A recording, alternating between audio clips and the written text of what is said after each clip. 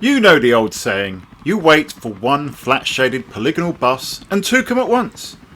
And here at the SEGAGuys, we love retro Sega, and we love ourselves some modern Sega, but we also love Sega-inspired new games, especially those from single developers who are self-confessed fans of those Sega classics which in turn have influenced their work.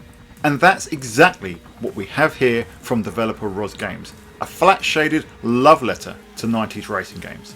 This is Dan the Mega Driver of the SEGAGuys, and I'll be sharing my impressions of the game touted as Virtua Racing on steroids, Super Polygon Grand Prix. Checkpoint. Super Polygon Grand Prix launched on the 6th of August 2024 in early access, and as things stand, the version I'm playing is version 0.3574. Already there is a significant amount of content in here, and developer Roz has already shared his roadmap to version 1.0.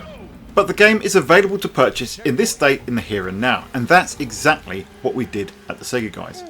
Currently, there's an introductory discount for the first week on sale, so if you're watching this before the 12th of August, you may want to take advantage of that, like we did. So, what is Super Polygon Grand Prix? Well, it's an arcade racer based on those early 90s greats. The Segaholic and I actually discussed this game briefly during our Yu Suzuki podcast episode, and it's great to see SPGP finally released. Virtua Racing may be the primary influence here, but it isn't the only one, as we will see. Currently, there's only one mode of play available, which is the arcade mode. Once you get past the title screen, the options menu gives a hint of what to expect. Two modes are greyed out as under construction, one of which is the GP mode, which I'm assuming will be the career mode, and the other is completely greyed out, which I think it's safe to assume that this will be the local multiplayer. There's a range of options which we'll get to in a minute. SPGP delivers on its promise on the Steam store page. With just a few clicks of your controller button, you pick a car, your transmission, and the track of your choice, and you're away. Tracks are grouped by difficulty, and from what I could see, there are 4 levels with 4 tracks each. That's 16 tracks from the off and 4 cars. So this is already a comparably beefy package compared to those 90 races. Do we need to remind you that Ridge Racer has just 1 track? Anyway, once you're in, the first thing that will jump out at you is the graphics. While this is influenced by the flat shaded stylings of not only Virtua Racing, but games like Winning Run, Driver's Eyes and Hard Driving, this is a very modern looking racer.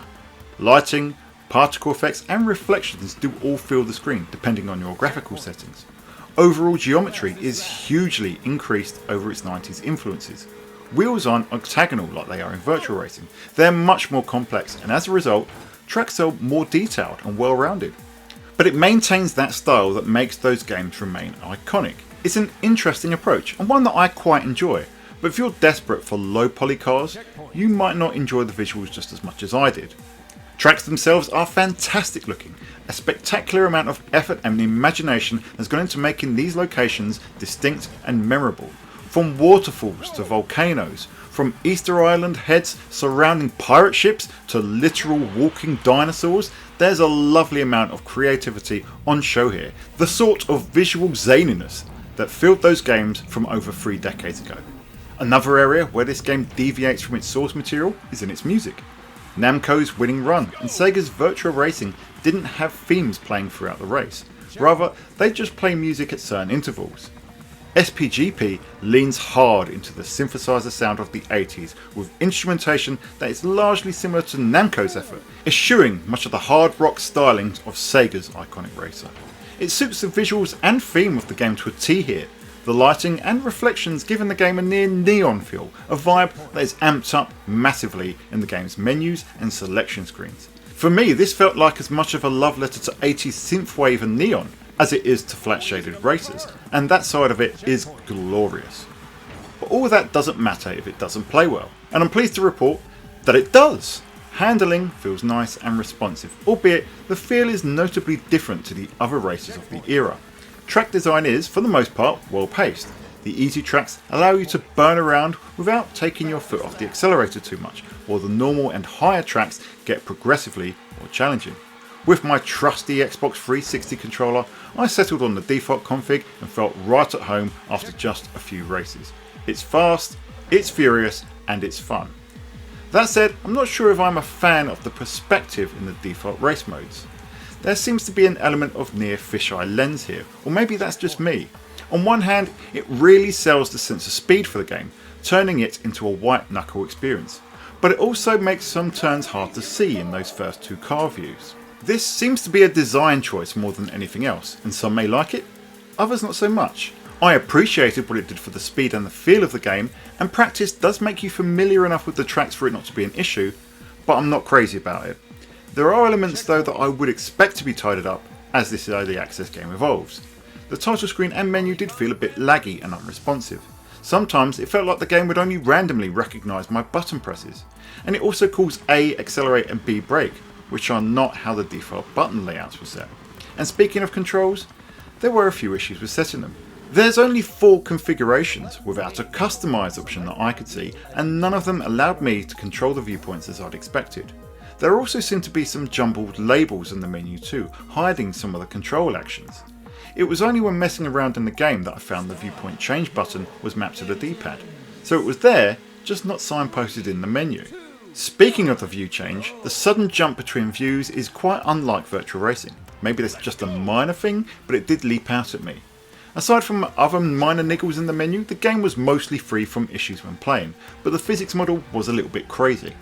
That said, the Canyon Run track was almost unplayable in my eyes. Not only was there only a single checkpoint, which left you extremely short on the timer compared to other tracks, but on both attempts at this track, the entire fleet of rival racers managed to somehow blow themselves up in the tunnel section, meaning I was the only car left on the track. And on the subject of messing up your races, there's currently no restart option, meaning that you either have to carry on until the timer runs out or you lag behind the rest of the racers, or you just exit the game entirely, which kicks you all the way back to the car and track selection screens. There is currently no way to quickly restart the action if you want to start from scratch on the existing track that you're currently playing on.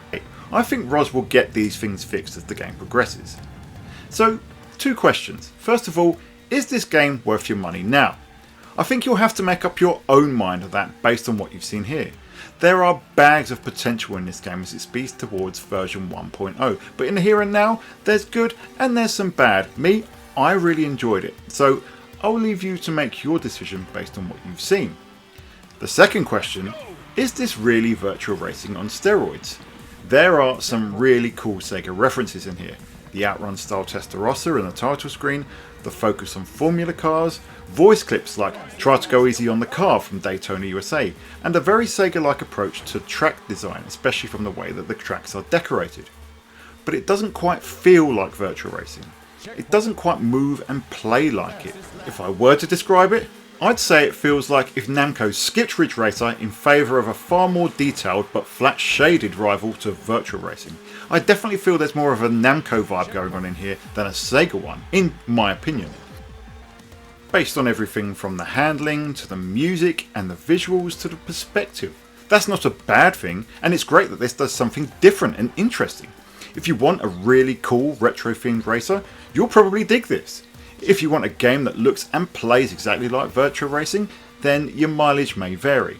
But those are just my impressions. If you've played this, I would love to know what you think.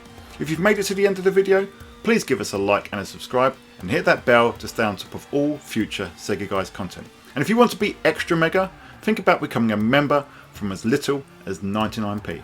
Irrespective of any of that, thank you so much for staying until the end of the video, and until next time, we will see you on the Sega side.